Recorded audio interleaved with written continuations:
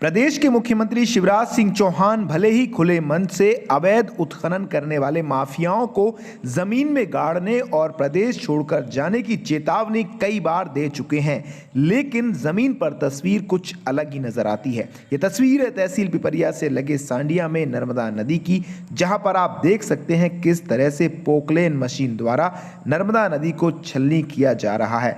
कितनी ही बार जनता के सामने नर्मदा नदी से अवैध रेत उत्खनन पर प्रतिबंध लगाने की बात मुख्यमंत्री शिवराज सिंह चौहान से लेकर आला अधिकारी कर चुके हैं, लेकिन इन तस्वीरों को देखने के बाद लगता है दिन दहाड़े नर्मदा नदी में पोकलेन चलाने वाले इन माफियाओं से ये कुछ और ही बात करते हैं। इसीलिए ना इनको मुख्यमंत्री की चेतावनी का डर है और ना ही जिम्मेदार आला अधिकारियों द्वारा इन पर कार्रवाई हो रही है। देखिए ग्राउंड जीरो से हमारे संवाददाता ओम प्रकाश रघुवंशी हम खड़े हैं सांडिया के सिवनी सर्रा घाट पर।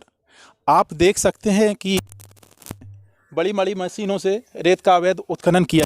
कहा गया था कि नर्मदा जी में से मशीनों के द्वारा रेत नहीं निकाली जाएगी, उसके बाद भी मशीनों से उत्खनन हो रहा है। अवैध उत्खनन और मशीनों को उपयोग के संबंध में प्रभारी मंत्री कमल पटेल द्वारा भी आदेश दिए गए थे कि मशीनों से उत्खनन नहीं होगा, उसके बाद भी बड़ी बड़ी मशीनों से रेत का अवैध उत्खनन निरंतर जारी है। आखिर क्या कहेंगे? कुछ बड़ी मिलीभगत साफ नज़र आ रही है। कहीं ना कहीं जो रेत ठेकेदार हैं, स्थानीय जनप्रतिनिधि के सहयोगी हैं और जो अधिकारी हैं, सबकी मिलीभगत से निरंतर रेत का अवैध उत्खनन चालू है। यदि अवैध उत्खनन करने वाला अधिकारियों के साथ है तो उसे किस बात का डर है? आप खुद देख सकते हैं। यदि किसी बात का डर होता तो कल यदि हम आए थे और जब हमने यहाँ वीडियोग्राफी की थी तो उनको यदि डर होता तो आज खनन बंद हो जाता, लेकिन उसके बाद भी खनन चालू है। अभी आपको बिल्कुल साफ स्पष्ट दिखेगा कि 2 पोकलेन मशीन चल रही हैं और डंपर भराए जा रहे हैं। अभी सैकड़ों की संख्या में डंपर रोज आते हैं और रोज भरा के चले जाते हैं। नर्मदा नदी में पोकलेन चलने और अवैध उत्खनन के बारे में पिपरिया के एसडीएम नितिन टाले को सूचित किया गया तो उन्होंने शीघ्र ही अवैध उत्खनन करने वाले माफियाओं पर कार्रवाई करने की बात कही। अभी तक तो ऐसा कोई पॉइंट आया नहीं था, मगर जैसा भी आपने बताया है कि वहाँ पर ऐसा कुछ उत्खनन कार्य चल रहा है, तो इसको माइनिंग को बुलाकर हम आज ही बिल्कुल नहीं है, केवल वहाँ पर मैनुअल ही एक्सकेवेशन किया जा सकता है और मैकेनाइज्ड बिल्कुल नहीं किया जा सकता है। ये बहुत क्लियर है। ऐसा यदि हो रहा है तो ये अगर ऐसा कहीं हो रहा है तो ये बिल्कुल गलत है और इस पर हम कार्रवाई कराएंगे।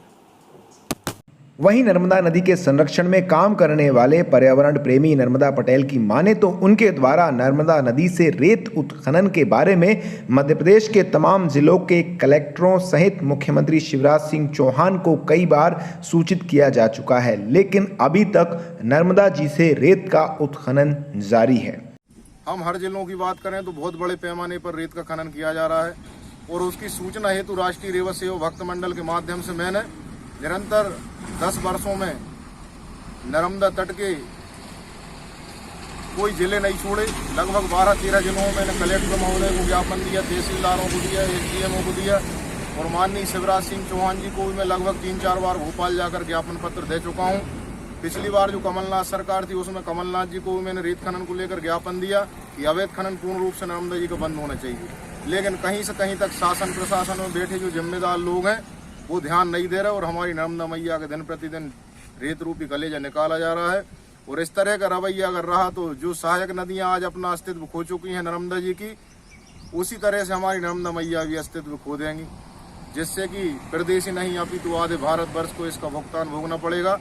और आप सभी जानते हैं माननीय मुख्यमंत्री जी नर्मदा सेवा यात्रा में कहा करते थे नर्मदा जी कोई ग्लेशियर पर्वत से नहीं निकली, एक बहुत सूक्ष्म आकार में उद्गम हुई है।